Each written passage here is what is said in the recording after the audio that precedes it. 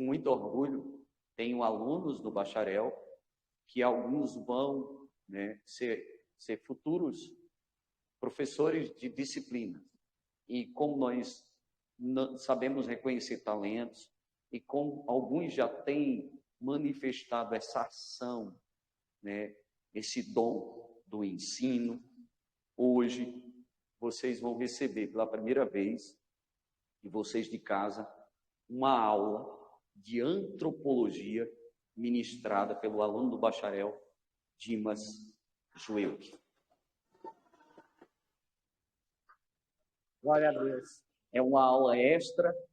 Esses gráficos foi ele que desenhou. E vamos ouvir o que Deus vai falar conosco. Você em casa também. Amém. Escreva e aprenda. Amém?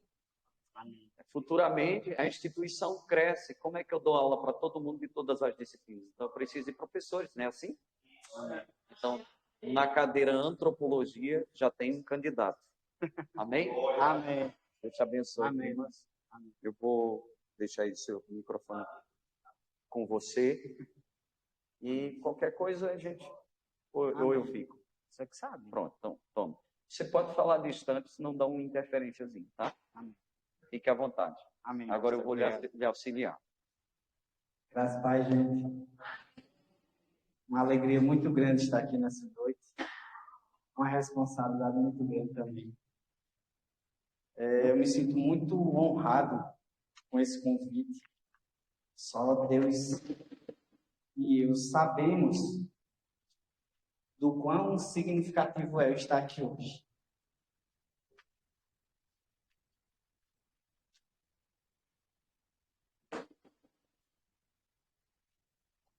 Glória a Deus. Meus irmãos, essa foi uma das matérias que mais me deixaram com água na boca, assim. Sempre que o pastor ministrava as aulas, cada aula de antropologia, ficando, meu Deus, como isso é fascinante, isso é maravilhoso. É assim, se tornou, acho que, a matéria predileta minha, sabe?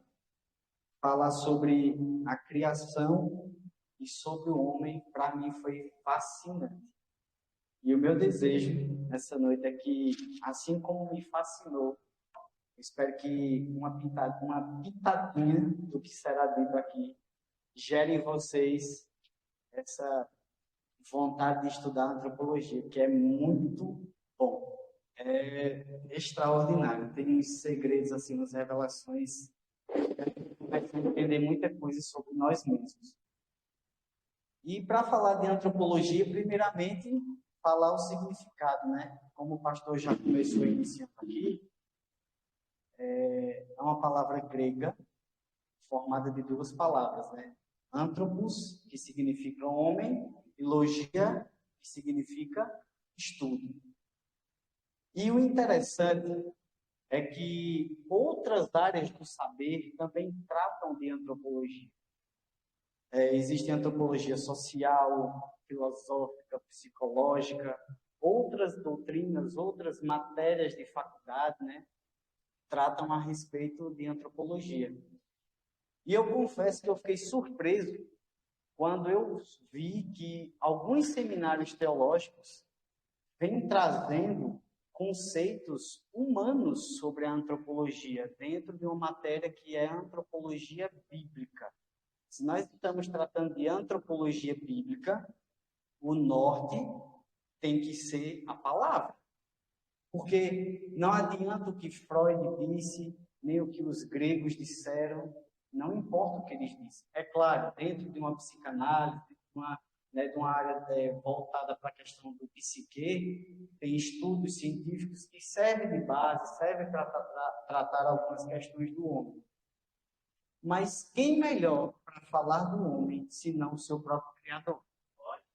Então, se nós vamos tratar de antropologia bíblica, a verdade sobre o homem é essa. O norte que nós temos para o homem está aqui, na palavra de Deus. Amém? O conceito antropologia bíblica estuda o homem segundo a palavra e as suas revelações. Esse é o conceito da antropologia bíblica. E para começar, peço aos irmãos que abram as suas Bíblias no Evangelho segundo escreveu João, capítulo 1.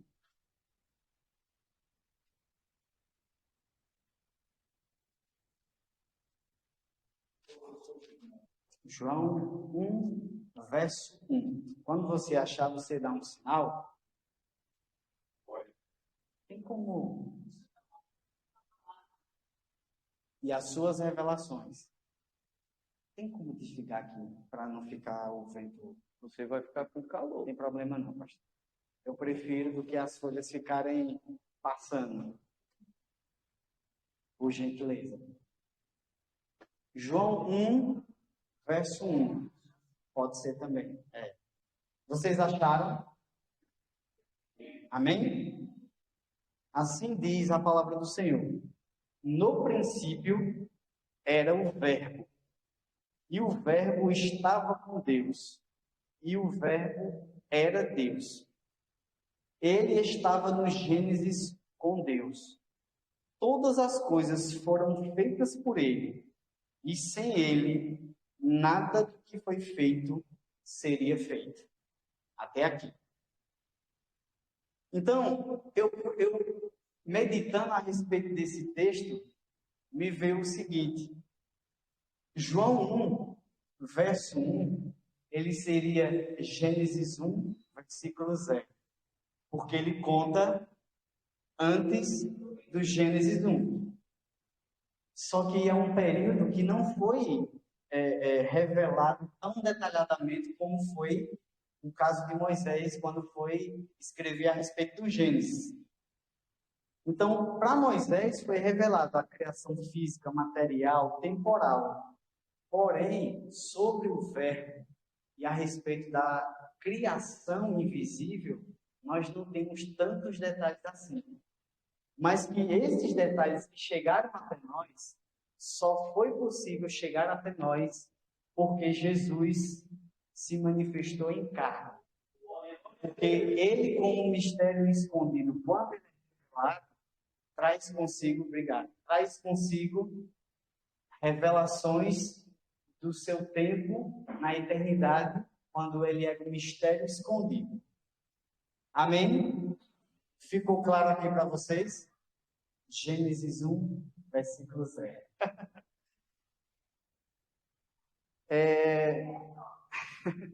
Glória a Deus. Agora, por favor, Colossenses, versículo 1. Capítulo 1, desculpa. Colossenses, capítulo 1. A partir do verso 15. Para quem estuda no rancho, é um texto bastante conhecido. Todos acharam? Amém?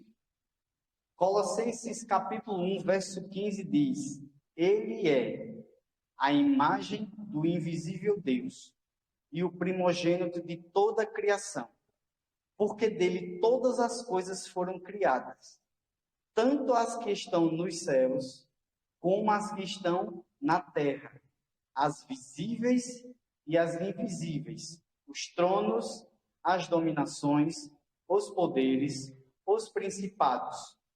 Todas as coisas foram criadas por ele e para ele. E ele é antes de todas as coisas, e por ele todas as coisas subsistem juntamente.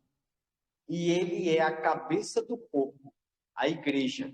Ele é o princípio e o primogênito dos mortos, a fim de que em todas as coisas ele tome a preeminência, porque foi do agrado de Deus que nele habitasse toda a plenitude. Até aqui. Tem uns detalhes que eu quero trazer para vocês a respeito desses versos. Primeiro, falando sobre a imagem. Ele é, como diz lá no verso 15, ele é a imagem do invisível Deus. Ora, se ele é a imagem do invisível Deus, logo nós entendemos que Deus preparou para si essa imagem. Por isso que nós que cremos em Jesus Cristo, nós não nos reportamos a outra imagem, porque nós adoramos a imagem original, a imagem verdadeira, a única imagem que representa o Deus invisível, que é Cristo, o seu Filho. Amém? E esta imagem é a primeira coisa a ser criada. Eu vou usar o termo coisa para ficar mais tranquilo, para a gente entender. Veja, se ele está dizendo que é a primeira coisa a ser criada, logo nós entendemos também que aqui ele não está falando do Cristo, da pessoa da divindade chamada Filho, o Cristo, Yeshua. Ele não está falando da divindade, mas sim da primeira obra de suas mãos, que foi a essa imagem que ele criou para si. Ele é antes de todas as coisas. Nada do que a gente vê, nada do que é invisível veio antes dessa imagem. Amém? E aí ele diz aqui, que todas as coisas subsistem nele. O que significa subsistir? É manter-se, é sobreviver, é continuar a existir. Então, todas as coisas do céu e todas as coisas da terra, elas existem, se mantêm e sobrevivem por causa dele. Ele é quem sustenta todas as coisas. Nada está fora do seu controle. Nada está fora do seu propósito. Tudo existe e se mantém vivo por conta dele. Amém? E para fechar essa pequena introdução, peço a vocês que vão agora para Provérbios 8.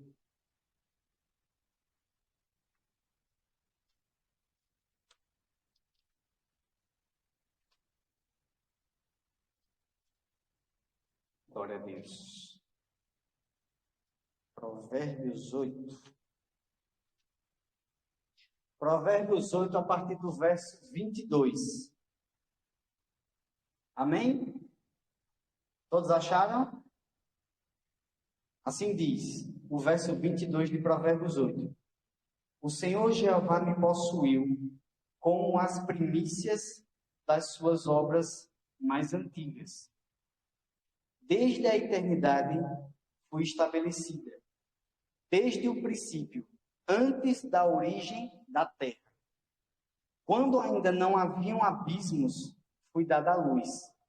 E antes ainda de haver mananciais de água abundante, antes que os montes fossem estabelecidos, antes dos outeiros, eu sou.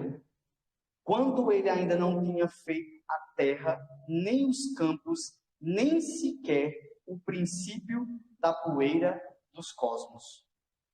Quando ele estabelecia os céus, aí estava eu.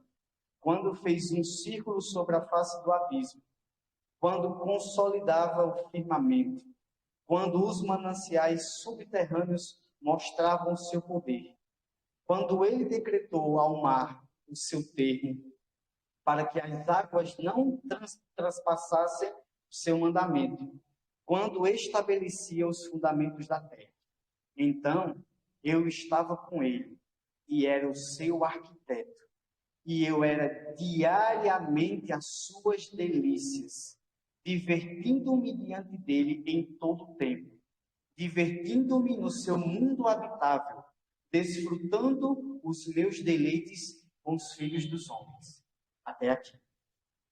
Aqui nós vamos entender Cristo como a sabedoria, tá? E tem algumas coisas interessantíssimas sobre esses versos que eu quero tratar um pouquinho deles com vocês. Quando ele diz assim: o Senhor Jeová me possuiu como as primícias das suas obras mais antigas. Existem momentos nesse texto de Provérbios 8, 20, a partir do 22, que ora ele está falando da imagem e ora ele está falando dele como pessoa. Então veja, quando ele diz aqui, me possuiu como as primícias das suas obras mais antigas, está falando da imagem. Porque a sua alma sempre existiu no seio do Pai. Amém? Então aqui ele está falando propriamente da imagem. E aí ele diz, desde a eternidade eu fui estabelecido. Aqui ele fala da sua alma. Por quê? Porque aqui é a sabedoria. Nós vemos Jesus sendo indicado no Velho Testamento como alguns itens palpáveis, físicos, que já apontavam para aquela questão da sua imagem, do seu corpo, que seria tocável. Porque antes ele é conhecido no Velho Testamento como a rocha, como a arca, como o anjo do Senhor, como o maná, como o cordeiro pascal. Tudo isso era tangível. Mas aqui é o único item que ele é identificado como algo não palpável, como a sabedoria. Então ele foi estabelecido como a sabedoria de Deus. Deus, ao conversar com ele, te estabelecerei como a minha sabedoria. Estarás comigo desde o princípio, como meu arquiteto, projetando, analisando, calculando, imaginando, executando tudo o que haveria de ser criado. Tanto as coisas que estão no céu, como as coisas que estão na terra. Ele é a sabedoria juntamente com o Pai. E ele diz aqui, né? Seu arquiteto, falando também da sua alma, que planejava, que formulava, que projetava, e o que haveria e como haveria de ser feito todas as coisas, e tudo aquilo que haveria de subsistir através dele. Eu era as suas delícias. João 3,17 tem um relato do momento que Jesus é batizado, o céu se abre e uma voz lá do céu diz, este é meu filho amado em quem eu tenho muito prazer. Jesus sempre foi as delícias e o prazer do Pai. Sempre. Se tinha algo que trazia alegria, prazer, gozo ao Deus, era Jesus. Sempre sendo as suas delícias. E ele diz no finalzinho aqui, meus deleites com os filhos dos homens. Isso aqui eu acho tremendo. Porque eu fico imaginando o seguinte, Deus olhando para essa imagem original que ele estabeleceu e se alegrando vendo essa imagem. E se alegrando vendo o filho naquela imagem. E eu também imagino Jesus olhando para aquela imagem e já se alegrando em nós, nos vendo naquela imagem, projetando-nos naquela imagem, já nos enxergando naquela imagem, se alegrando em nós, já sabendo quem nós seríamos nele. Então, desde antes de todas as coisas existirem, assim como Deus se alegrava na imagem, apontando para o seu filho, o filho se alegrava na imagem, olhando para nós. Nós éramos já algo que trazia prazer e alegria para o filho. Meus irmãos, uma das coisas que é impressionante na antropologia é que, fora da Bíblia, a antropologia busca uma resposta. Quem ou o que é o homem? E existem diversas respostas. Só que todas essas respostas estão baseadas em conceitos humanos. E eu pergunto a você, mediante a antropologia bíblica, quem é ou o que é o homem? Alguém se habilita a responder? É uma resposta simples, mas ao mesmo tempo extremamente complexa. Quem ou o que é o homem? Alguém se habilita? Exatamente. E nós não temos ideia. Pode.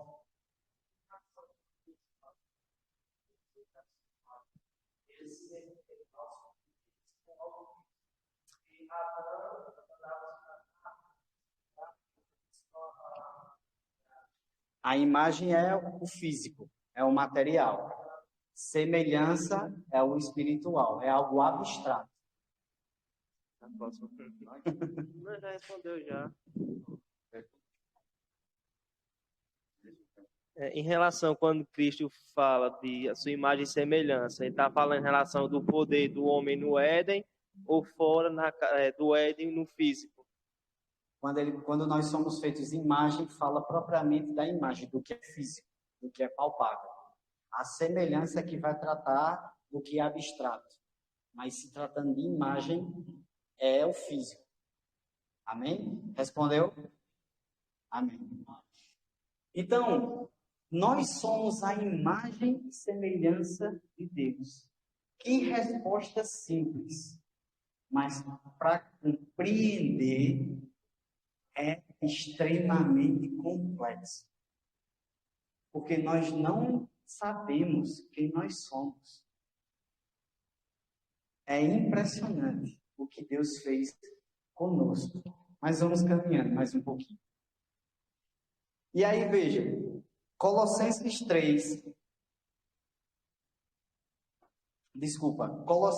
1, a partir do verso 14, mais Provérbios 8:22, fala algo a respeito da antes de toda a criação. E o impressionante é que aqui, se você ver no verso 31 de Provérbios 8, ele fala de um lugar muito especial, chamado mundo habitável. Esse lugar, acredito que vocês já ouviram o pastor falar, esse lugar era o lugar onde a divindade habitava antes de habitar o que nós conhecemos hoje como céu. Esse lugar foi o lugar onde essa imagem foi construída, gerada, criada. E só a divindade é quem tem acesso a esse lugar. Enquanto Jesus Cristo estava escondido em Deus, essa imagem se manteve escondida lá. Por isso que nenhum dos anjos, nenhum ser angelical soube dessa imagem. Porque só a divindade que tinha acesso a ela e onde ela estava. Assim como Jesus estava escondido nele e ninguém sabia do Cristo, a sua imagem também era um mistério escondido. Amém. Se eu souber, vamos lá. Nas manifestações, quando aparece o Cristo, diz que um era como se fosse Cristo já aparecido. No caso ali, ele apareceu como homem, mas era quando ele dava amor. Ali é chamada de cristofania ou teofania. Nesse aspecto daí, eu acredito que o pastor Taqueiro vai me corrigir. Nesse aspecto, eu acredito que seria questão de cristofania, porque foram tocados e se alimentaram. Era uma forma da divindade ser revelada, mas sem mostrar sua identidade verdadeira. Entendeu? Então, era uma manifestação ali física, mas que não era da sua imagem original sendo revelada. Amém? A partir do 15. Isso. Não, Provérbios foi o capítulo 8, a partir do 22. Eu falei de João 1, Provérbios e Colossenses. Foram esses. Colossenses 1:15, a parte que a gente leu, mais Provérbios 8, a partir do 22. Vem trazer algumas revelações a respeito de algumas coisas criadas antes dos céus e da terra. Inclusive, fala desse mundo habitável, como a gente viu no versículo 31. Bom, bem-vindo. Amém, pastor. Né? A pergunta que ele fez sobre... É o único momento no Antigo Testamento que a gente pode falar, porque é de forma corpórea, um corpo temporário. Por exemplo, aquele anjo que aparece e Jacó o toca, porque Jacó o segura. Então é chamado, se você não vai encontrar, nem ouvir em outro lugar. Cristofania, era um corpo preparado, que ninguém o conhecia, né? Mas ele manifestava-se. Esse corpo tanto trazia comida, como ele podia comer. No caso dos três ali, tem uma matéria que você estuda um pouco mais na frente, que é conhecendo a Deus. É como teologia própria, um pouco mais profundo, teontologia, que é conhecendo o próprio Deus. A matéria é conhecendo a Deus. Então, eram três, aí Abraão conhecia a Deus. Veja, Ló vai adorar anjos, vai receber anjos. Abraão recebeu a Deus. porque ele viu três e se prostrou dizendo, meu Senhor. Quando ele prostrou-se, ele viu três, mas adorou um. Isso. Então, ali aquele modelo, ele pode ser identificado, o modelo de Cristo, Pai, do Cristo, do Pai e do Espírito, mas na sua totalidade. Por isso é chamado de teofania, nesse caso dos três, somente nesse caso dos três, né? Teofania é a aparição da divindade sob diferentes formas. Só que dessa vez é em forma corpórea. Só que como são os três, a gente chama de maneira teofânica, que ali é a divindade em sua totalidade. Quando é apenas um, é cristofania. Desculpa, viu, Dimas? É isso, pastor. Muito bom. Desculpa porque eu tomei sua... De forma alguma. Antônio, tem como no pendrive você abrir a primeira imagem aí, por favor?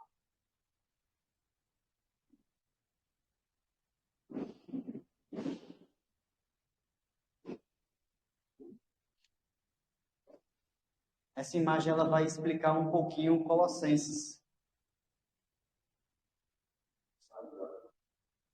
Tenta tirar ele e colocar novamente.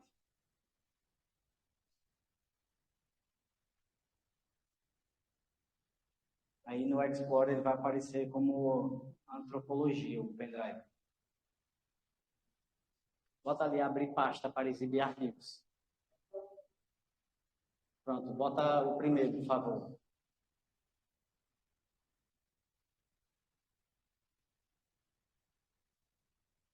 Pronto. Na figura de cima eu quis representar ali Deus e Cristo como mistério escondido nele. E na figura de baixo, retratando um pouquinho o que está escrito aqui em Colossenses. Pode baixar a imagem, por favor. Quando ele mostra aí, a imagem original, que dele temos a criação da eternidade, a criação celestial e a criação invisível. E da mesma imagem, nós temos o tempo, a criação material visível. Então, através dessa imagem, é que a divindade planejou e criou todas as coisas, seja as coisas invisíveis como as coisas visíveis. Só para ficar mais claro o entendimento para você guardar aí. Amém? E eu acho interessante, eu pensando nessa imagem, e eu penso Deus em seu mundo habitável, vendo aquela imagem dizendo assim como eu sou, esta é. Nesta imagem habitará toda a nossa plenitude.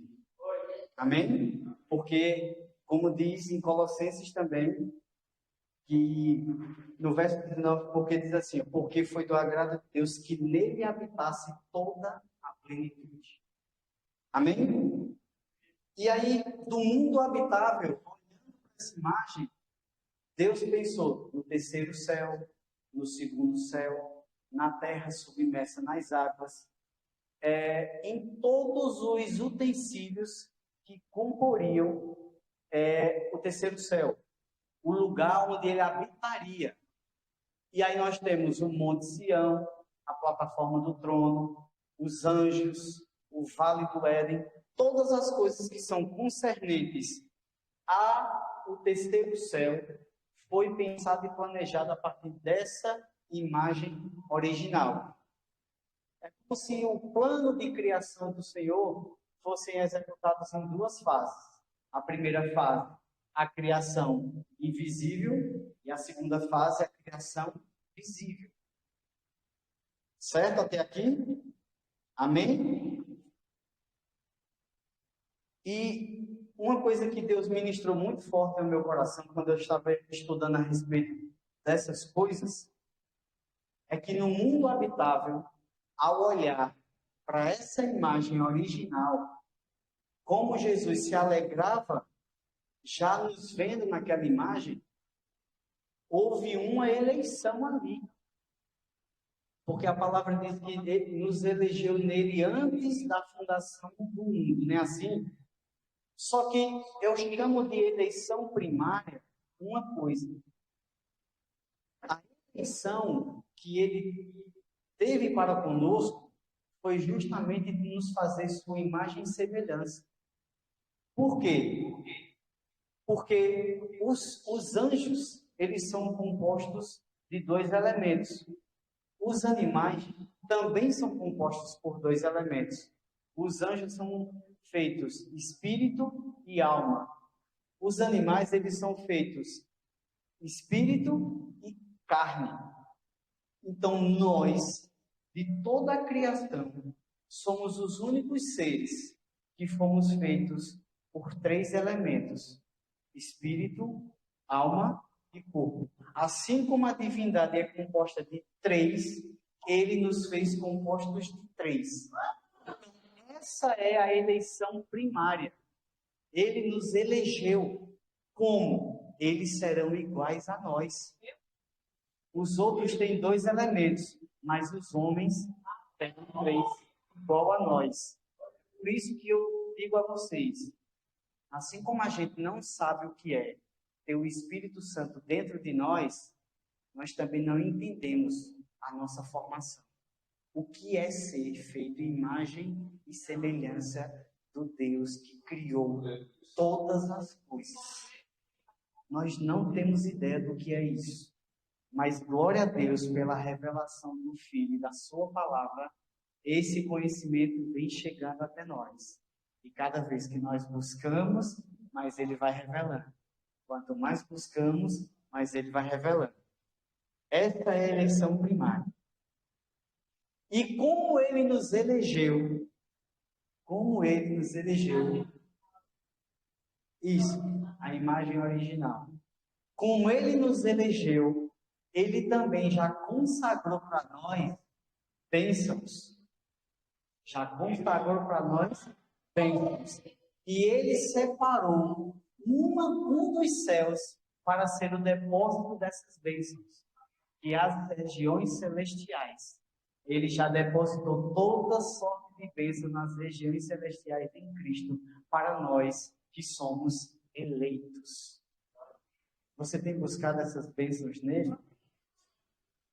Essas bênçãos estão disponíveis para nós. Cabe a nós buscarmos essas bênçãos nele. Amém? Glória a Deus. E aí, quando ele faz toda essa criação celestial, que nós ainda vamos falar nela, que vem o terceiro céu, o segundo céu todo inundado de águas, vamos dizer assim, e a terra já é colocada lá, sem forma e vazia.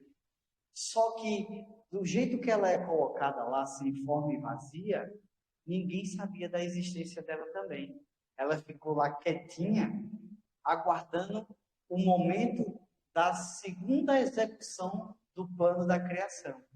Ela ficou lá em stand-by. E aí Deus parte... Quando você diz ninguém, quem não sabia? Os anjos. Os anjos não sabiam a respeito da terra.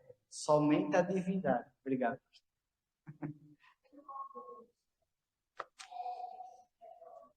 E para comprovar isso, por favor, segunda carta de Pedro, só para consolidar e amarrar essa informação, segunda carta de Pedro, capítulo 3, verso 5. Amém? Vocês acharam? 3. Segunda carta de Pedro, capítulo 3, verso 5, diz assim: pois nele voluntariamente ignoram isto, que pela palavra de Deus os céus existem desde os tempos antigos, e que a terra foi tirada das águas, e que no meio das águas subsiste. Então estava lá. Só que os anjos, a criação celestial, não sabiam. Então nós já entendemos que existiam três coisas ocultas: o Filho, a imagem e a terra. Três itens que Deus fez questão de esconder. Amém?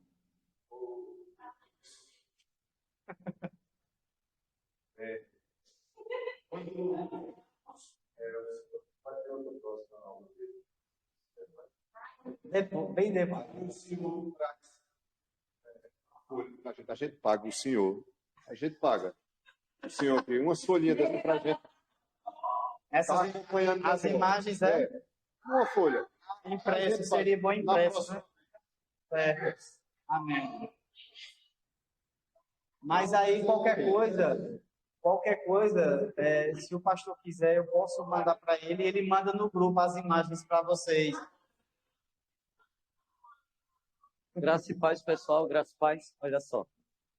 Esse aqui é o desenho do Nietzsche. Glória a Deus. Olha aí. Né? Não,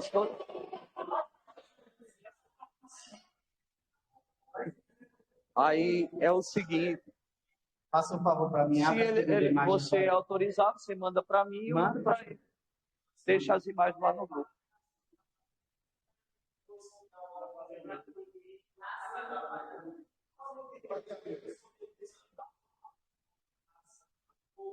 Bem, para afirmar uma coisa dessa, só sendo Deus. Entendeu?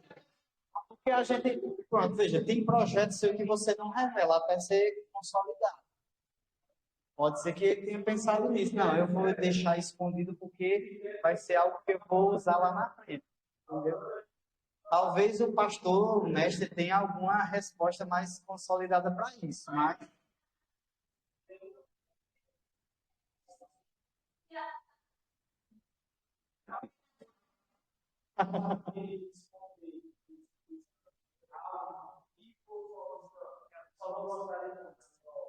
Não, na verdade, Bota pela a sua segunda imagem, por presciência, tudo em Deus já existe. Então, no tempo, o passado, o presente e o futuro, está tudo dentro dele. Deus vai revelar caixa sobre caixa. Não, ele está numa quarta dimensão e ele cria 3 dimensões. Então, Dimas vai falar, ele está numa quarta dimensão e ele cria 3 dimensões, certo? Dessa quarta dimensão, Deus cria a eternidade. é o mundo habitável, no caso. Certo? Isso. Mas essa eternidade é criada a partir da imagem. Só que essa imagem foi criada para habitar no tempo. Isso é um negócio que você vai ter que comer muito feijão com arroz para aprender. Então, aqui, isso aqui dá um nó nas tripas de qualquer um, mas assim, da quarta dimensão, ele cria a eternidade. Por isso, ele é pai da eternidade. São 2 tipos de eternidade. A que Deus cria e a que existe nele porque ninguém o criou. Lembra da prova? A seidade. O que é a seidade? Gleisma, o que é a seidade? A seidade. Ele existe por si só. Ok. Olha então, aí. ele cria a eternidade. Certo? Da eternidade, escuta, da eternidade ele cria a imortalidade. A partir da imortalidade ele cria a mortalidade. Tudo em 3 dimensões. A eternidade é, era e será. Vou terminar agora. Fique em paz. Certo? A imortalidade, ela tem 2 pontos, 2 linhas. Começo e não tem fim. Os 2 pontos. No caso, a imortalidade. A eternidade não tem começo nem tem fim. No caso, a eternidade nem tem começo nem tem fim. E a mortalidade, ela tem começo e tem fim. Só que é para habitação no tempo, passado, presente e futuro. Você vê que Deus cria essa linha. Então, o homem em 3 pontos. Né? Então, uma linha que é passada, que representa o tempo, e Deus vem se revelando progressivamente até o homem. Então, aí você diz, para que ele esconde? Quando você lê Provérbios, você vai ver que é da glória de Deus esconder as coisas. Aleluia. Mas do agrado dos homens, dos reis, esquadrinhar, ou seja, querer aparecer. Deus gosta de esconder. Nesse caso aí, eu penso também assim, pastor, e o homem gosta de procurar. Quem aparece é Deus. Deus esconde para que gere em nós o desejo de buscar.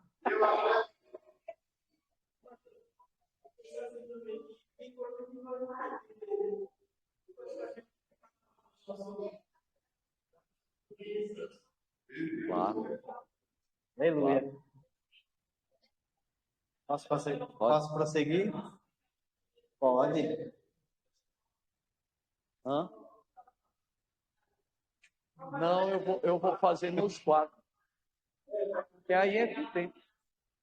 Eu vou trazer meus cadernos que eu desenho em casa e vocês vão ver que os desenhos em casa, com calma, eles são bonitinhos. Agora, assim, aqui à pressa, eu ainda não aprendi a desenhar assim. Dimas é desenhista. Vai, Dimas. Isso aqui é no Corel, depois eu lhe ensino. Prossegue. É bem tranquilo. Prossiga.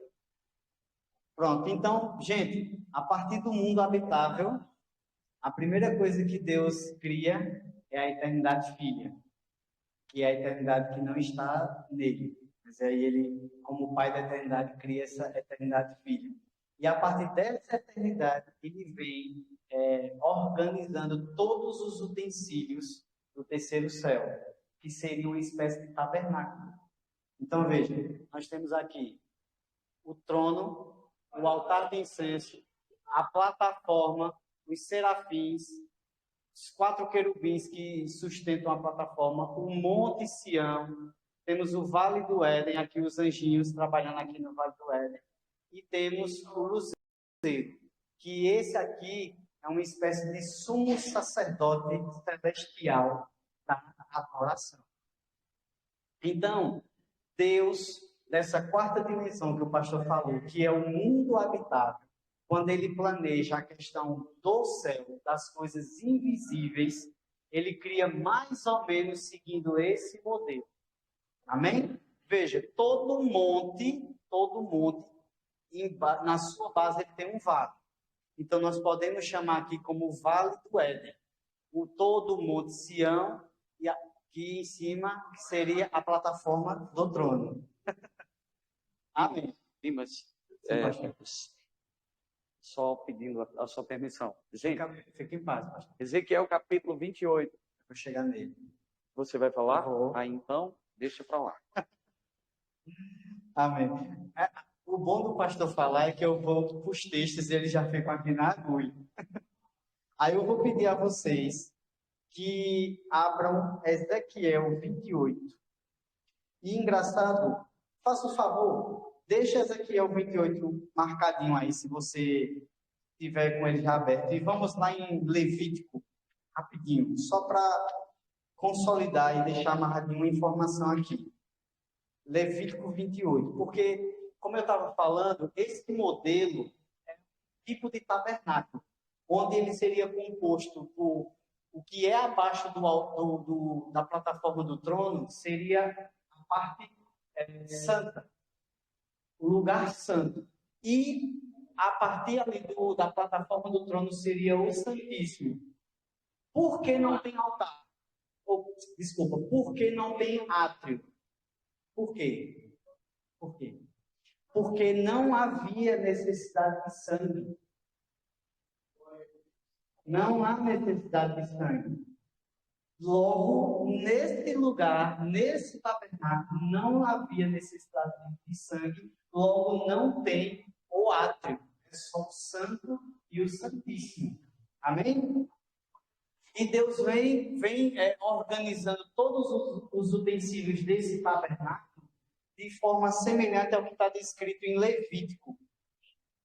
Levítico 8. 28 é Ezequiel. Levítico 8.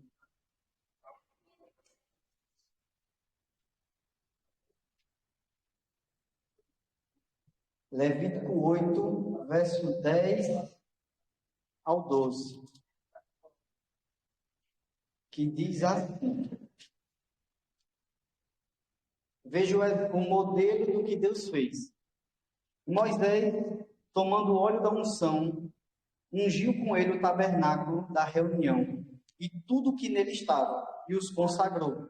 E aspergiu com óleo 7 vezes e o ungiu com todos os seus utensílios, bem como a pia e o seu pedestal os consagrou. E derramou o óleo da unção sobre a cabeça de Arão e ungiu, consagrando.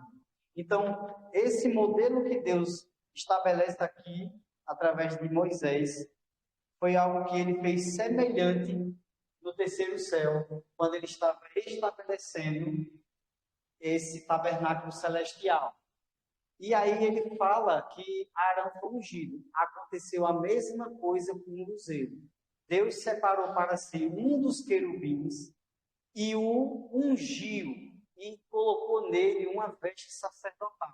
Aí eu peço para vocês ir agora lá para Ezequiel, capítulo 28, a partir do verso 13. Oi? Isso. Esse que foi agora de 28, 10 a 12, os versos. Ezequiel 28, a partir do 13. Vocês já acharam? Amém? Estão afiados, não, eu acho. Ezequiel 28. Não, porque a imagem dele tem que aparecer também. E por causa da íris, quando apaga, fica só o quadro. Só o branco, não né? aparece. Então, quando ele se reporta para o quadro, eu apago aqui.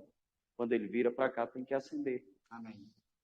Aí, depois que a gente tiver melhor financeiramente, manda fazer embutir dessas lâmpadas, porque não incomoda tanto. Entendi. Porque quando acende, incomoda. Vocês acharam? Vocês parem de sentar aí Amém. atrás e virem bem Ezequiel pra frente. 28. Fica melhor. Oi. Porque se eu tiver de chamar vocês para alguma som coisa, foi não é embora. sentando Agora lá atrás voltou. que vai ser em pé, sim. Oi. Eu vou chamar de qualquer jeito. Não está baixinho? Eu estava me escutando de uma...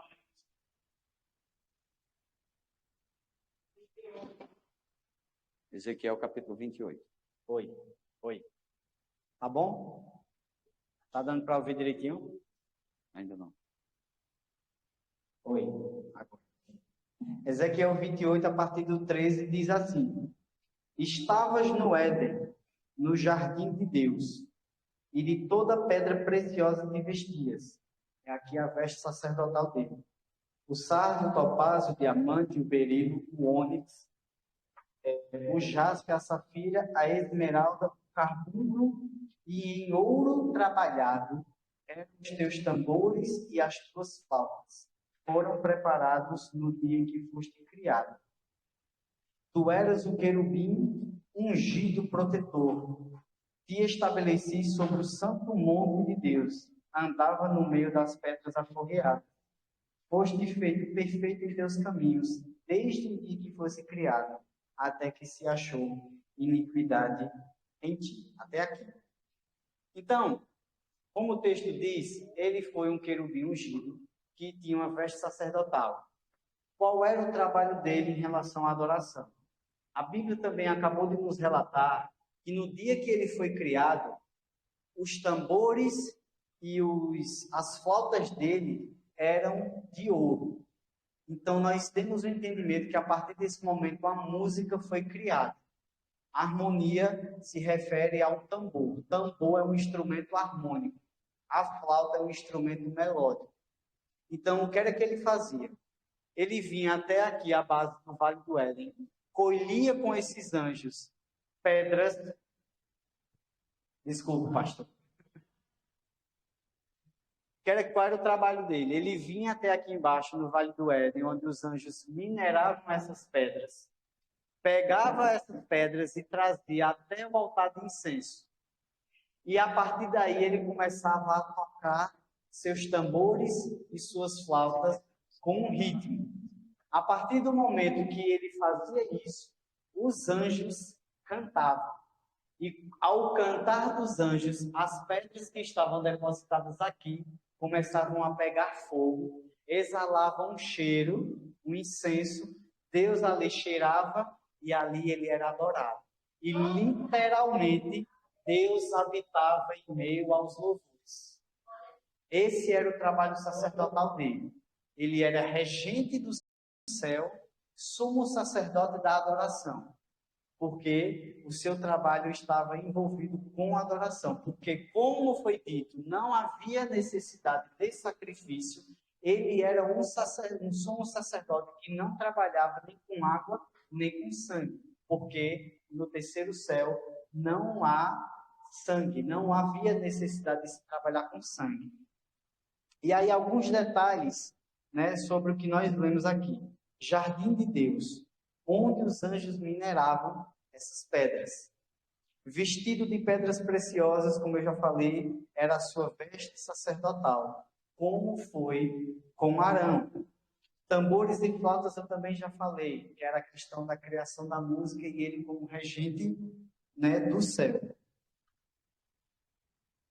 Amém? Vocês estão entendendo?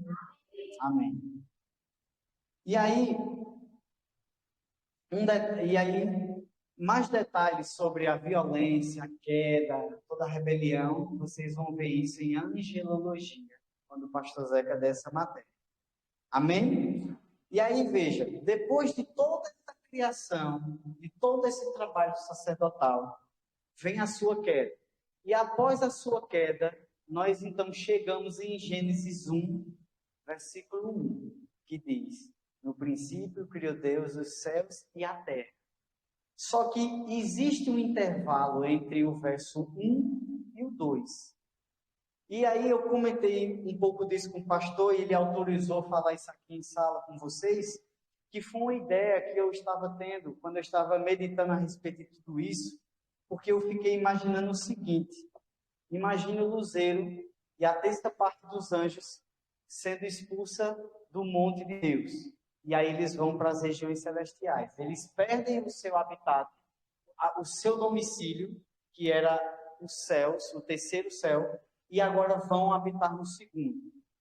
E eu fico imaginando ele lá, junto com seus demônios, e de repente, uma luz aparece. Quando Deus diz, haja luz. Porque, mediante aqui a base do monte, eu fico imaginando o seguinte: imagine o anjo chegando no limite do monte e olhando para baixo. O que é que ele vai ver lá? Escuridão e a face das águas. E ele não conseguiria ver o que estaria ali dentro. Então, Satanás e os demônios são lançados nessas águas escuras. Só que, de repente, todo aquele lugar que era escuro, agora uma luz aparece. Como? Haja luz. E eu fico imaginando ele dizendo: o que foi que aconteceu? O que é isso? Amém? E, de repente, parte daquele lugar que era águas e águas e águas, há uma expansão naquele lugar. Aquele lugar que era cheio de água agora ficou vazio. Porque tinha água aqui e agora está vazio. O que aconteceu? O que é que o Altíssimo está fazendo agora? Que lugar é, o que é aquilo, aquela massa que eu estou conseguindo enxergar? Eu nunca tomei consciência daquela massa. O que é aquilo?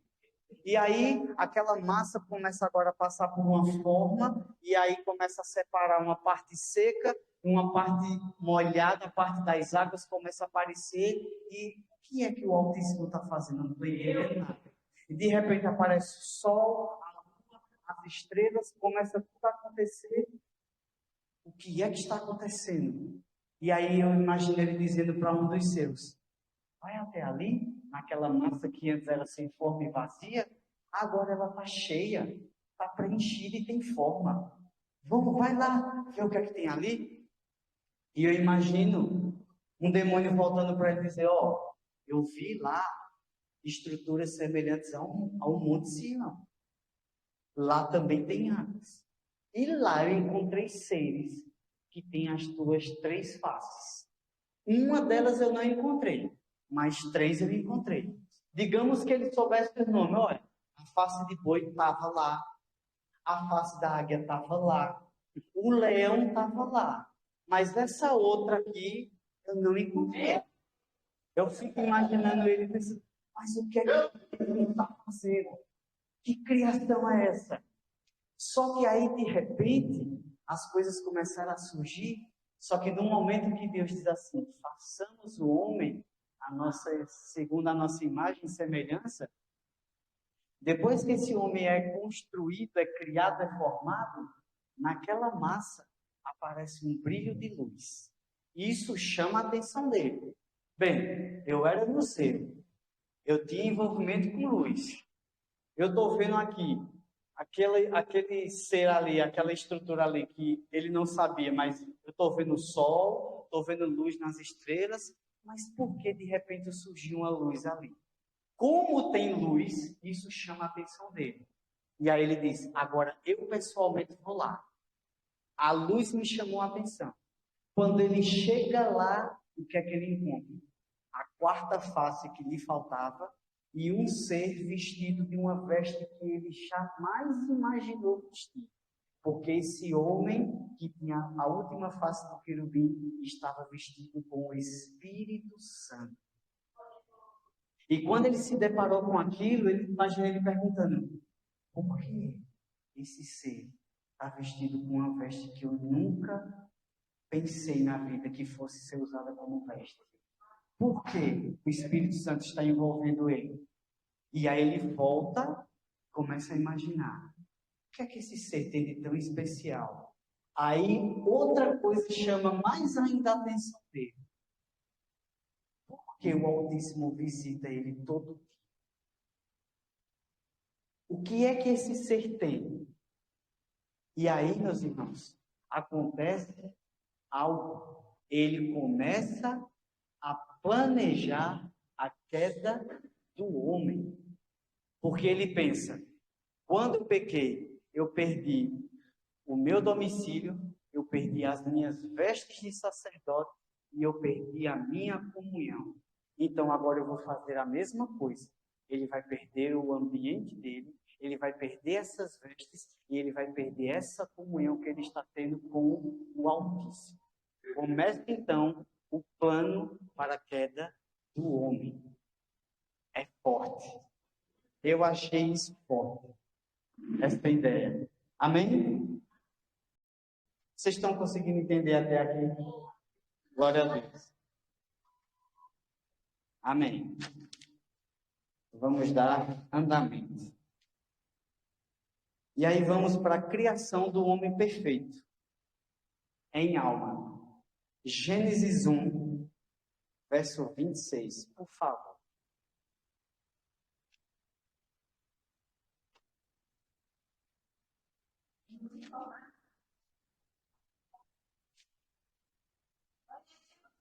Muita informação, espere ver a disciplina completa.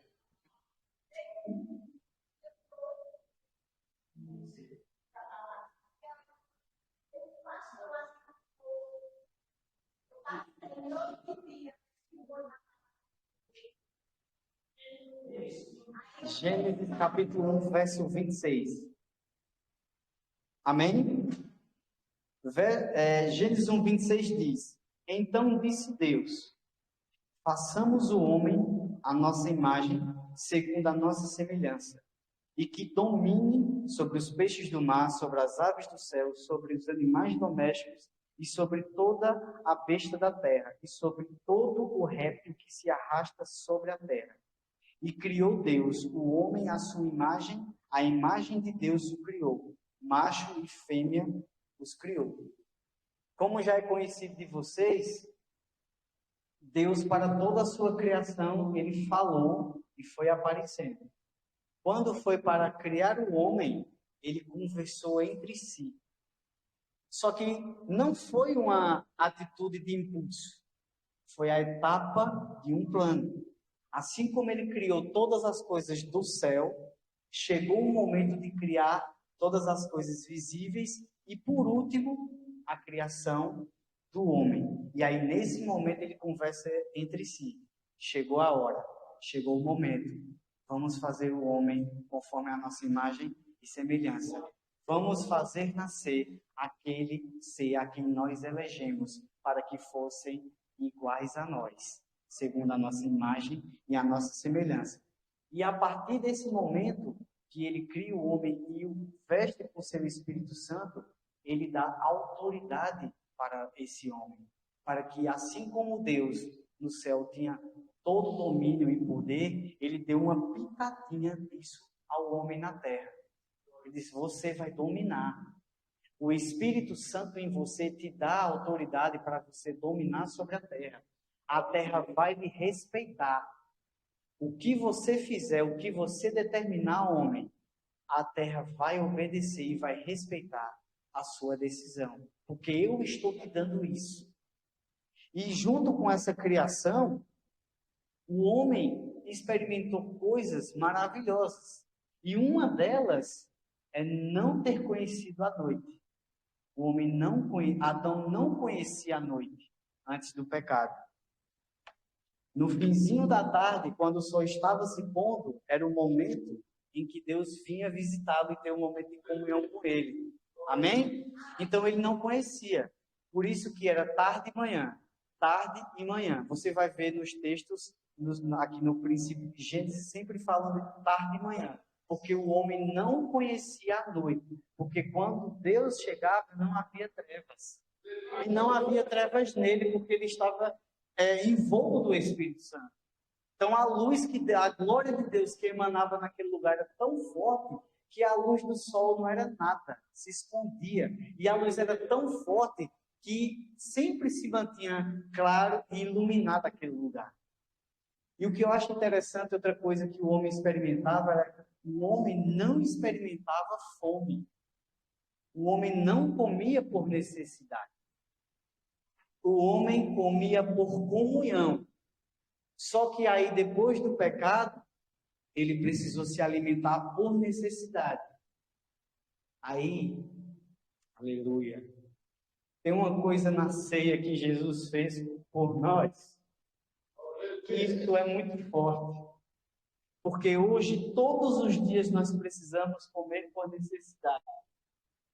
Mas quando nós chegamos na ceia, nós experimentamos um pouquinho do que Adão experimentou com Eva. Porque na ceia a gente não come por necessidade. Na ceia, eu e você, nós comemos o pão por comunhão, minha gente. Foi isso que ele restaurou para nós. A comunhão. Está em volta de uma mesa, partindo do pão, não por fome, não por necessidade, mas única e exclusivamente por comunhão. Foi isso, esta foi uma das coisas que ele reconciliou, ele trouxe de volta para nós aquilo que Adão perdeu. Meu Deus, Adão andava sobre as águas, como já foi dito aqui. Ele usava 100% da sua capacidade neural. Ele falava com os animais. Ele andava sobre as águas, por quê? Porque a natureza respeitava ele. Ele tinha autoridade sobre toda a criação. Deus permitiu que ele tivesse isso. E aí, como nós fomos eleitos em Deus, em sermos compostos por 3 elementos, aí eu quero explicar a vocês agora isso. Por favor, Antônio, a terceira imagem.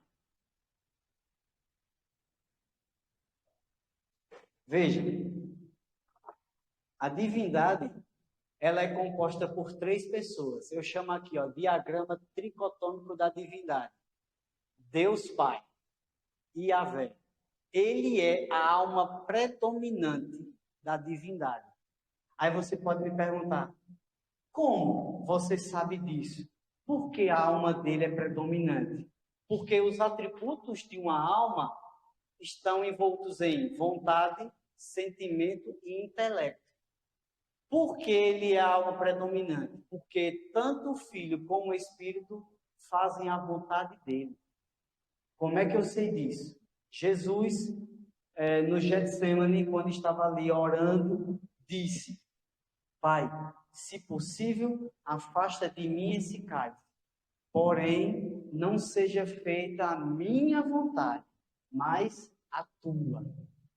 Então, a vontade do Filho se submete à vontade do Pai, a alma que predomina na divindade. E o Espírito Santo? Gênesis 6, versículo 3, Deus diz, não contenderá comigo o meu Espírito por causa do homem. Então eu imagino aqui, sabe o quê? O Espírito Santo dizendo assim: eu quero continuar neles. Deixa eu limpar eles. Deixa eu restaurar eles. Deixa eu colocar eles de volta à mesa. Deixa eu restaurá-los. Eu quero trazer ele à unidade conosco de volta. E Deus dizendo: agora não é o tempo. Agora não é o momento. Nós temos um plano de salvação e vamos colocar esse plano em prática. Agora não é o momento. Era Deus dizendo: agora não. E o Espírito Santo: eu queria ficar com eles. Nós nos amamos tanto. Eu queria restaurá-los agora. Então, Deus disse: não contenderá mais comigo. Vai ser estabelecida a minha vontade. Então, a vontade do Espírito se submete à vontade do Pai. Quem entendeu aqui? Amém? E nós temos o Deus Espírito, Ruach HaKodesh, que significa o seguinte: esse artigo Ra, no hebraico, ele significa o. Então, quando nós vemos Yeshua HaMashiach, nós entendemos que é Jesus, o Messias. Então, aqui nós temos Ruach HaKodesh, Espírito, o Santo. Ele é o que dispensa o amor, a fé e a esperança em nós. Esse é o Espírito Santo. E ele é o vínculo da unidade. Ele é quem torna toda a atividade única. Amém? Aí veja, esse textozinho aqui veio de Enxerido. E nós temos o Filho, Yeshua, a imagem original. O corpo, a imagem, os 5 sentidos da divindade. Foi através do Filho, dessa imagem, que Deus chorou, que Deus se alegrou, que Deus comeu, que Deus fez calo na mão, que Deus dormiu. Através dessa imagem foi que Deus teve os 5 sentidos na terra.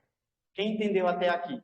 Glória a Deus. Amém? Então, assim como o homem, como a divindade é composta por 3 pessoas, a próxima imagem, por favor, Antônio.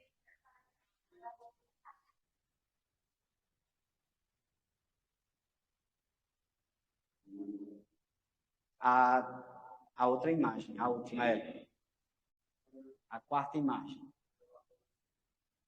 Pronto. Aí aqui chegamos ao diagrama tricotômico do homem. O homem é uma alma. Aqui é o diagrama tricotômico do homem. Aqui tem vários detalhes que depois eu vou passar para vocês lá no grupo, para o pastor passar, que tem textos que é interessante você depois dar uma pesquisada, estudar eles, que acredito que vai edificar muito o seu conhecimento. Mas veja, o homem é composto, não dividido, mas o homem é composto por 3 elementos. O homem é uma alma que possui um corpo e que tem um espírito. Então, isso nos leva à pessoa da divindade aqui, a semelhança em composição. 3 elementos que compõem um ser. Espírito humano, somos uma alma e temos um corpo.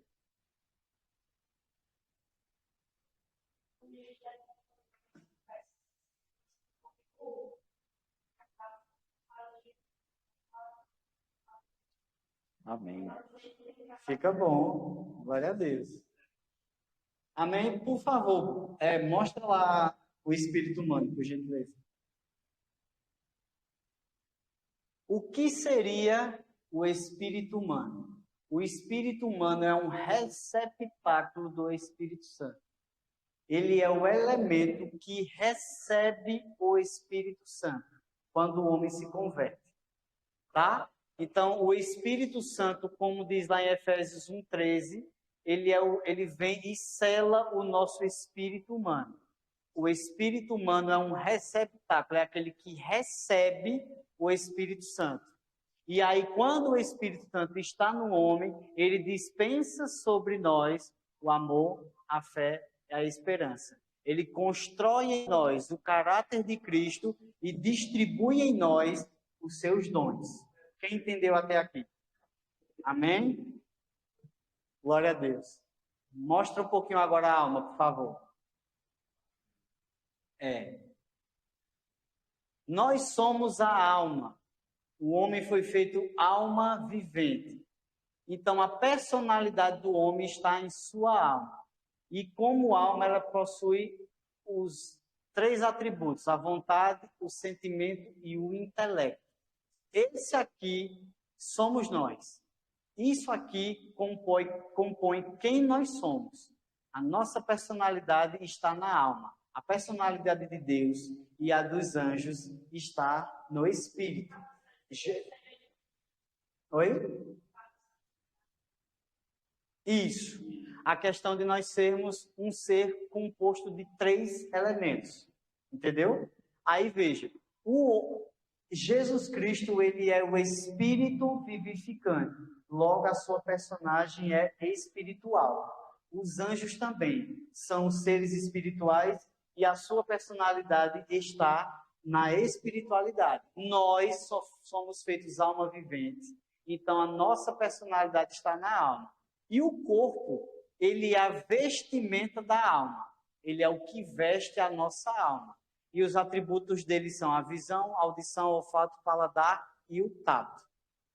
Então, o nosso corpo também ele pode ser visto como um tabernáculo.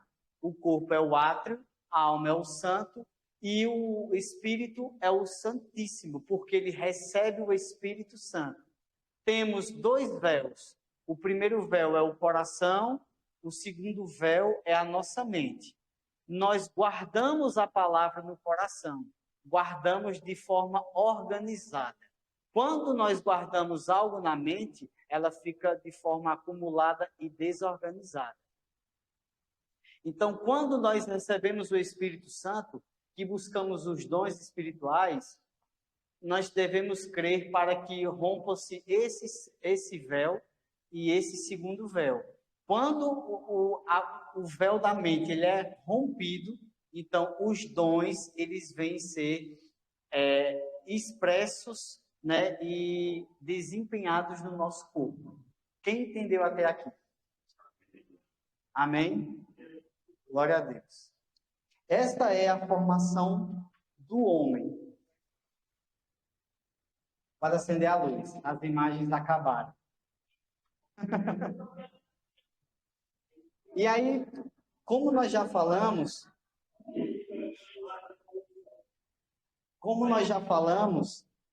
os atributos, dentre atributos, eu queria falar rapidamente sobre esses 4 arquivos de informação, que é a visão como águia. O homem, Adão, enxergava com a visão da águia, falava com os animais, como já foi dito. Ele conseguia respirar debaixo d'água e ele andava sobre as águas. Por quê? Porque ele utilizava-se de 100% da sua capacidade neural e o Espírito Santo lhe permitia fazer essas coisas. Ele era vestido do Espírito Santo. E nós vemos que Cristo, quando veio à Terra, ele veio mostrar o que Adão perdeu. Porque nós vemos Cristo andando sobre as águas e fazendo sinais e maravilhas que nenhum homem fez antes. Sobre as águas, o corpo iluminado. Ele não veio o corpo passando, e o corpo olha para ele, ele é um fantasma. Ele não via assim, normal, né? Mas na verdade, o que ele está dizendo é o seguinte: Jesus vem com o corpo iluminado porque ele estava orando. Jesus pregou até o sol nascer ali, aí disse: ide, porque eu irei depois, eu vou despedir vou despedir a multidão, perdão. Então, o sol estava prestes a se pôr. Aí Jesus foi para a montanha, os discípulos ficaram e não saíam do canto. Então, passou a primeira vigília, das 18 às 9, 3 horas. Passou a segunda vigília, das 9 à meia-noite, 9 horas. Passou a terceira vigília, da meia-noite até às 3 da manhã. Quantas horas já? Não. Isso. 12 horas já. Aí, tipo, no caso, 9. 9 9 horas. horas. Das 6 para as 9. 3, das 9 para meia-noite. 6, de meia-noite para as 3, 9. 9 horas remando. Na quarta vigília, das 3 às 6, Jesus vem sobre as águas. Como é que ele vinha? Porque ali ele já tinha orado mais de 9 horas, direto.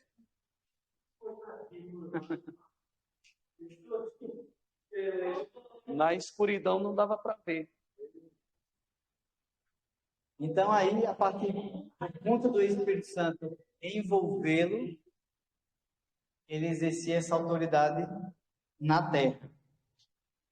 E aí, é interessante frisar essa questão do falar com os animais, porque quando a serpente vai falar com Eva, o texto não mostra que Eva se espantou com a conversa. Ela fala naturalmente com a serpente. Não tem aqui, oi Eva, você está falando comigo? Não tem isso. Eles dialogaram perfeitamente. A serpente e Eva. Exatamente.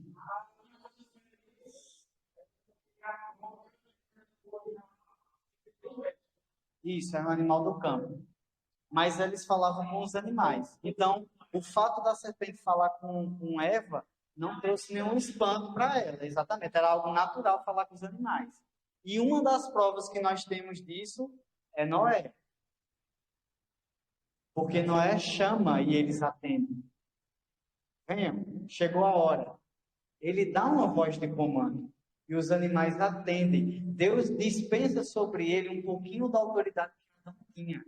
E aí os animais atendem ao chamado e à ordem de Noé para poder entrar na arca. Então, essa é uma das provas que nós temos para explicar que o homem falava com os animais. O espanto que não existiu de Eva e a questão do chamado de Noé, né, com os animais para que entrassem na arca. E a questão do andar sobre as águas, o Cristo. Rimas. Né? O vento, quando não controlado, perturba. E as águas, quando não controlada, faz barulho. Jesus disse: aquieta-te vento e cala-te mar. Meu Deus. Então, os homens que a natureza respeitava, foi mais fácil um animal falar ou um homem chegar diante do mar e ele se abrir para ele passar? Aleluia. Então, você já tira por aí. Deus disse: eu já ordenei aos corvos. Então, Deus disse para os corvos o quê? Meu filho Elias, que é meu porta-voz na terra, está lá no Querite. Leve comida para ele, pão e carne. Aleluia. Então, outra pessoa que viveu isso, Daniel. Os leões, né? Porque Daniel, Deus o deixou como Adão antes do pecado. Porque Adão, antes do pecado, deitava-se junto com os leões. Meu Deus. Então, não havia iniquidade em Daniel, não havia erro, amartia, pecado. Então, o leão voltou a comer capim. Então, ele não sentia desejo por carne. Meu Deus. Aquela noite se tornou um pedaço do jardim. Um pedaço do jardim. Porque quando o homem está na presença de Deus, aquilo que traz morte se torna vida. Glória a Deus. Aleluia. Amém? E falando um pouquinho a respeito dessa criação do homem, quem já ouviu aqui falar que o homem hoje, ele nasce mediante uma natureza pecaminosa? Alguém aqui já ouviu? Interessante isso, porque nós não cremos dessa forma. Porque, veja, nós somos feitos imagem e semelhança. Existe pecado em Deus? Não. Nós temos a natureza de Deus. E a nossa estrutura física foi tirada da terra. A terra pecou em algum momento? Ela cometeu algum pecado? Não. Então, se a nossa natureza vem de Deus Pai e vem da terra que nunca pecou, como é que nós temos uma natureza pecaminosa? Não existe isso.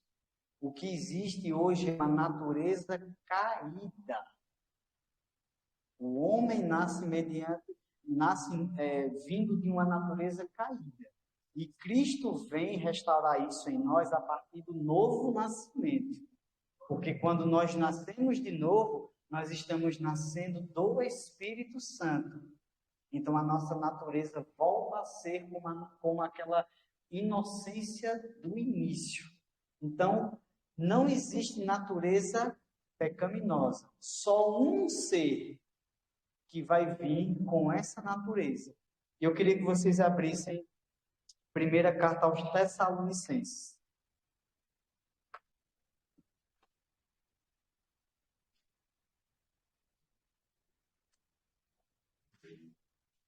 Primeira carta aos Tessalonicenses, capítulo 2.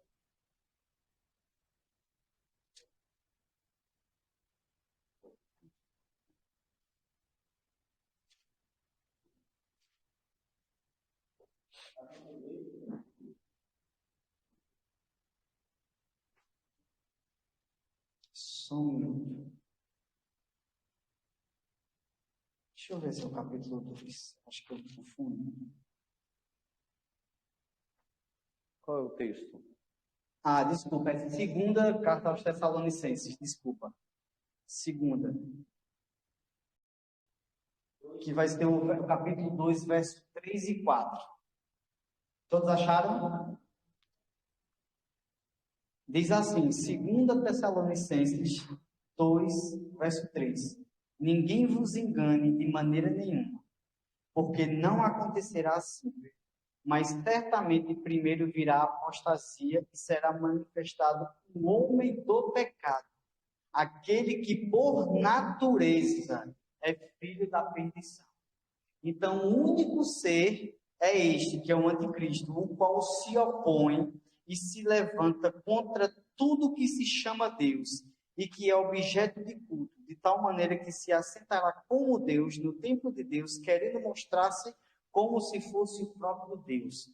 Mas você pode ver aqui no verso 2 que diz que ele é o homem do pecado, aquele que por natureza é filho da perdição. Este sim virá completamente de uma natureza pecaminosa. Mas o homem sem Cristo, ele tem de uma natureza caída. Por quê? Porque a nossa origem primária foi de Deus e foi da terra, onde não há pecado, A terra não fez algo que pecou.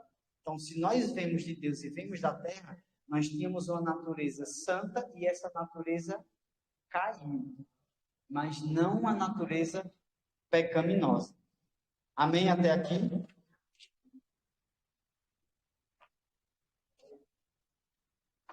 Glória a Deus. E a formação do homem, nós viemos do pó da terra, mas o sopro de Deus, que gerou a alma vivente. E depois dessa primeira criação, células do homem, mais as células da mulher, vão formar o terceiro elemento, chamado alma. E a partir daí, quem nasce de Adão e Eva antes do pecado, nasceu com os mesmos atributos que eles tinham. Que era, atributos, eu digo, vou chamar de, como é a palavrinha? Meu Deus. Eles nasceram com regalias. Quais eram as regalias de Adão e Eva e das suas filhas antes do pecado? Eles não conheciam a morte, não conheciam o mal, só o bem que eles viviam. Não comiam por necessidade, mas sim por comunhão. Não havia atividade onde era necessário suar. As dores de parto eram mínimas. Eles falavam com os animais, até os respeitavam. Não conheciam a noite e não conheciam o perigo.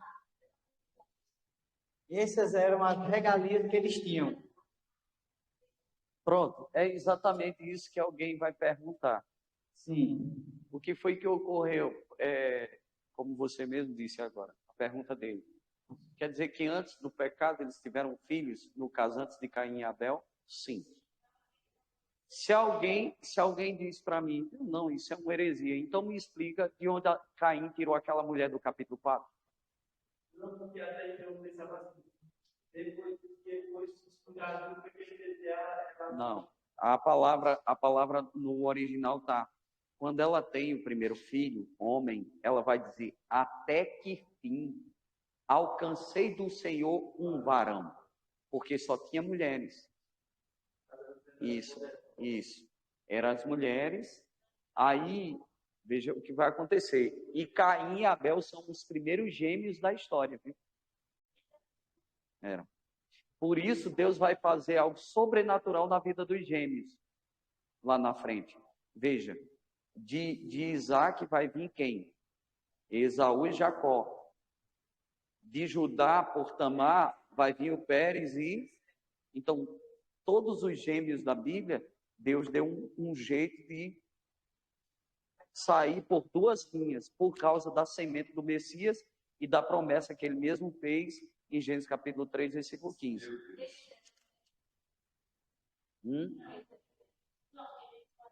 Não, assim como Esaú e Jacó não eram idênticos. Amém, pastor. Obrigado. E estas eram as regalias que eles tinham antes do pecado. Porém, veio a queda do homem. E, por favor, abram agora em Gênesis, capítulo 2, verso 16. Gênesis 2, verso 16. Amém? Gênesis 2, 16. Chamando de professor. Para de graça.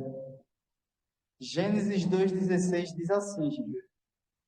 E impôs o Senhor Jeová Deus ao homem um preceito, dizendo: de toda árvore do jardim poderás comer, mas da árvore do conhecimento do bem e do mal, dela não comerás, porque no dia em que dela comeres, a morte experimentarás. Veja, é interessante demais essa parte aqui, porque essa é a primeira lei estabelecida por Deus. Lei verbal. E sabe o que é mais impressionante? É uma lei de um mandamento. Nós temos ciência de quantas árvores tinha no jardim? Quantas árvores existiam para comer? Não, a gente não tem como dizer, como mensurar isso. E Deus diz assim, olha, somente dessa eu não quero que você coma. Somente essa árvore aqui você não vai tocar. Porque se você comer dessa árvore, nesse dia, você vai experimentar a morte. Uma única lei com um único mandamento. E ainda assim, o camarada pecou. Eu acho interessante isso aqui, porque eu faço uma pergunta para vocês. Quando Adão e Eva comeram do fruto, eles morreram no mesmo dia?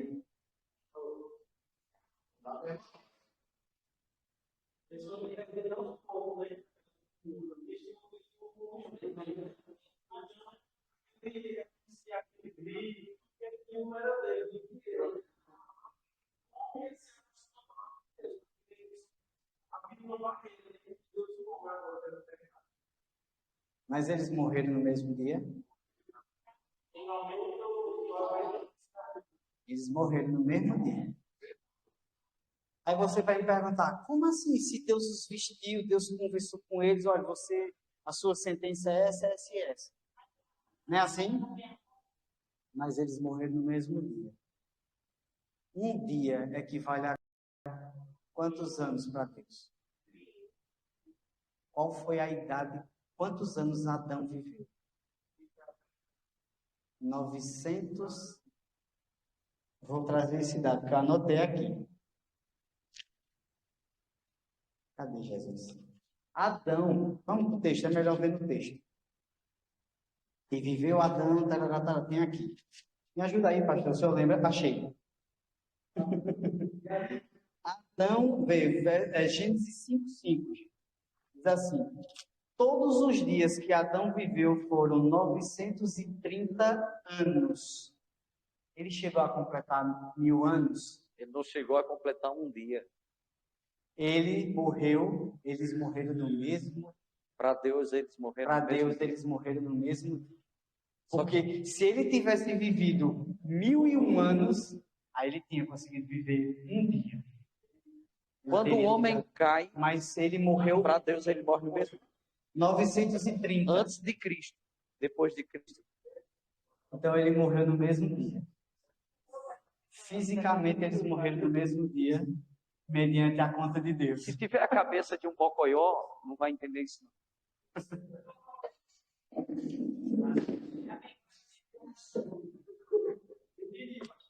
Então eles morreram no mesmo dia. Amém?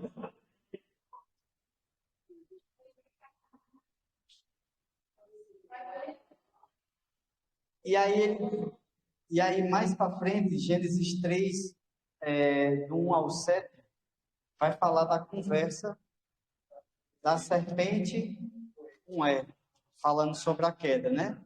Vamos ler.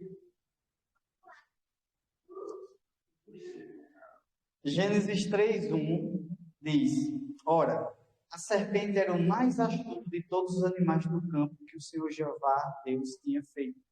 A serpente disse à mulher: é verdade que Deus disse, não comereis de toda a árvore do jardim? Ele diz uma mentira totalmente descarada. A mulher responde à serpente: do fruto da árvore do jardim podemos comer, mas do fruto da árvore que está no meio do jardim, disse Deus, não comereis dele, nem tocareis nele, para que não morrais. Então a serpente disse à mulher: certamente não morrerás, porque Deus sabe que no dia em que comerdes esse fruto, vossos olhos se abrirão e sereis como Deus, conhecendo o bem e o mal. Veja, é interessante quando ele diz assim, certamente não morrereis. Ele diz isso porque com tanta segurança, porque isso vem dele. A mentira, o engano, pegar uma palavra, pegar um texto, pegar uma situação que ele já conhece e ele deturpa. E ele vem trazer dúvida no coração do homem. Então, quando ele chega ali, confrontando aquela mulher, vem confrontar Eva, Eva sabia, mas ele joga uma palavra contrária para confrontar, e ela começa a pensar, não, ele disse isso, isso e isso. Disse que a gente pode comer de tudo, mas somente não daquela. E aí ele vem e diz, não, você não vai morrer não, porque ele sabe que quando você comer, você vai ser semelhante a ele. Isso aqui ele fala também do que lhe é próprio, porque ele lança sobre ela o desejo que era seu. Ele era quem queria ser semelhante ao Altíssimo. E ele sabe que por querer essa semelhança, ele caiu. Então ele encontrou na semelhança uma brecha para fazer aquele casal cair. Nem ele, nem ela sabiam que eles, o homem e a mulher, já eram semelhantes ao Altíssimo, porque eles foram feitos em imagem e semelhança. Mas o desejo dele de ser semelhante, como eu falei, foi a chave, a porta de entrada. Vou lançar sobre ela um desejo que ela nem sabe que tem, que ela nem tinha. No dia que comeres, sereis como Deus. Exatamente. E aí quando diz assim, e os vossos olhos serão abertos. Os olhos serão abertos. Mas espera aí, ela já enxergava. Quais olhos seriam abertos? Veja, uma das interpretações que eu vejo daqui, que eu acho que cabe muito bem, quando a gente está apaixonado, quando a gente vê que alguém está apaixonado, geralmente existe aquele ditado, né? Só tem olhos para fulano ou para fulano. Não é assim?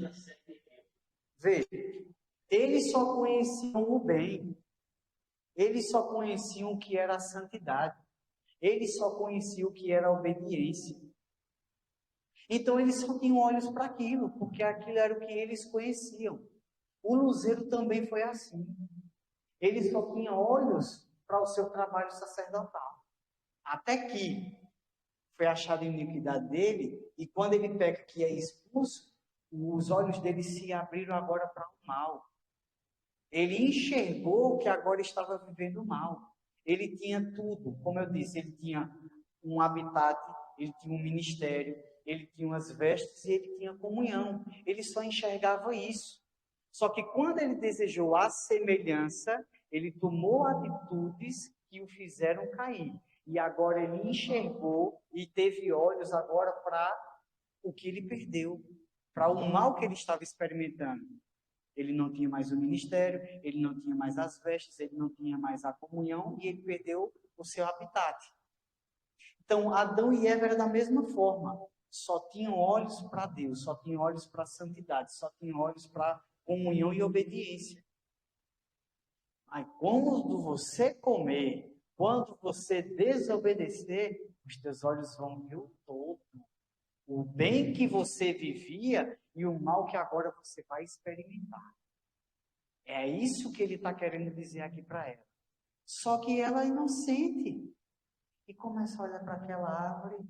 E aí foi gerado um desejo nela que ia passar despercebido se ele não tivesse, como a gente costuma dizer, atiçado. Chamou a atenção. E aí ela olha e ser semelhante. Já era e não sabia. Meus olhos vão abrir. Eu vou ser conhecedor como o Altíssimo. Começou a querer se ver além da medida.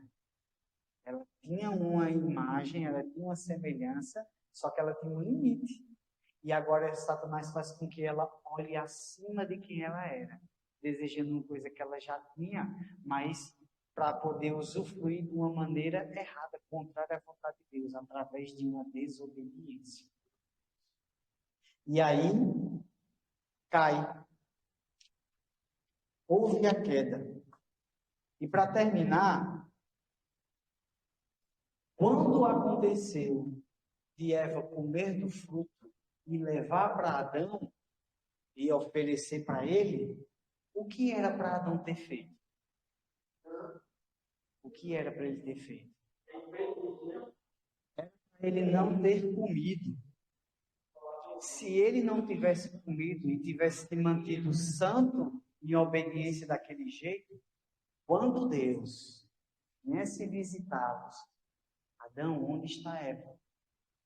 Ela teve medo e fugiu porque me disse que estava nua. Quem disse a ela que ela estava nua? Ela comeu do fruto.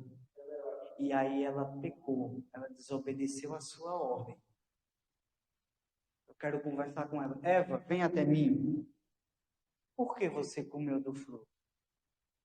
A serpente conversou comigo, me enganou e eu comi do fruto. Então agora você vai morrer. Qual era o papel de Adão? Não, Altíssimo. Não, Pai. Não, Deus. Caia sobre mim esse juízo. Caia sobre mim essa sentença. Ele deveria tomar o seu lugar. Se Adão santo, se Adão inocente tivesse feito isso, Deus o mataria. Só que Deus também o ressuscitaria. Aí você pode dizer, que heresia? Por quê? Quero 3 textos para explicar isso a vocês e encerrar essa aula de hoje. Primeiro, Levítico 18, por favor. Eita glória!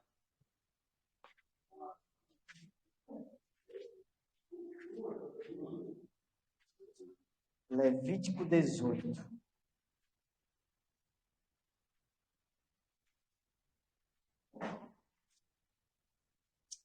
Glória a Deus.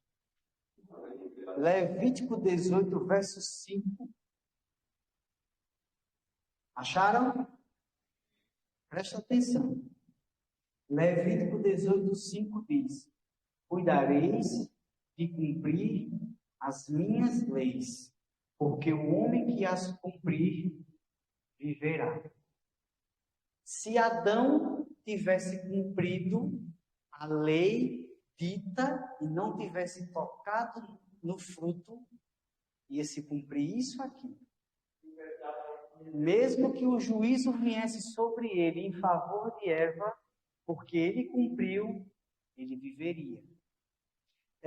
João 11, 25, agora.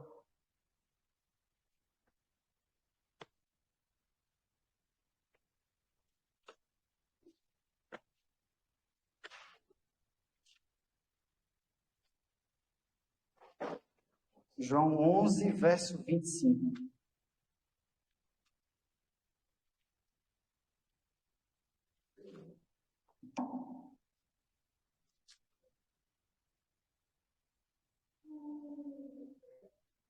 João 11, 25 diz: Então Jesus lhe disse: Eu sou a ressurreição e a vida.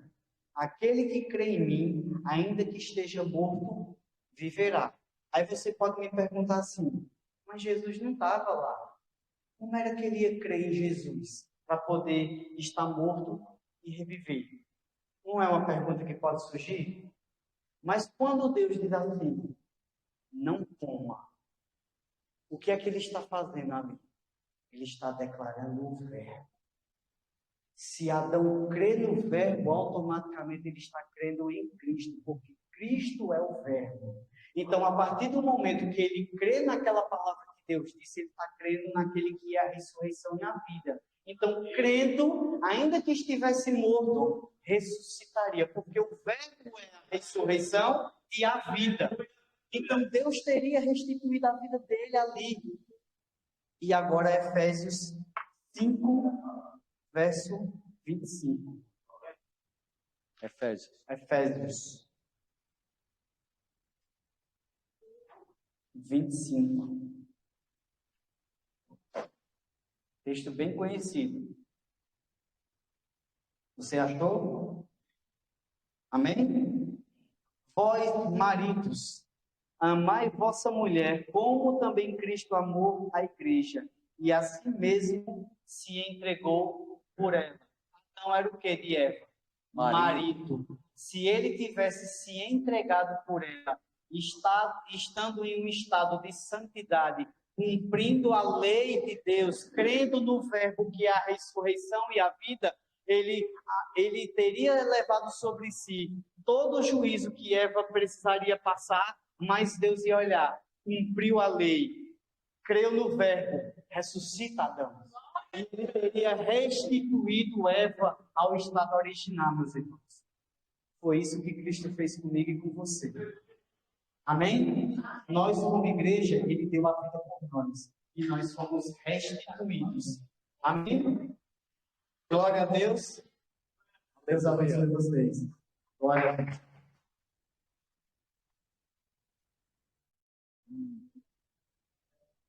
Por isso ele é chamado de segundo Adão. Jesus Cristo.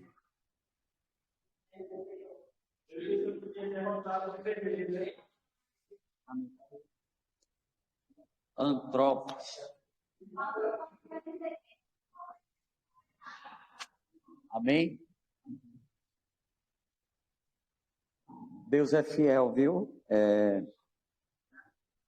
Eu queria que vocês glorificassem a Deus e aplaudissem Jesus pela vida de Dimas.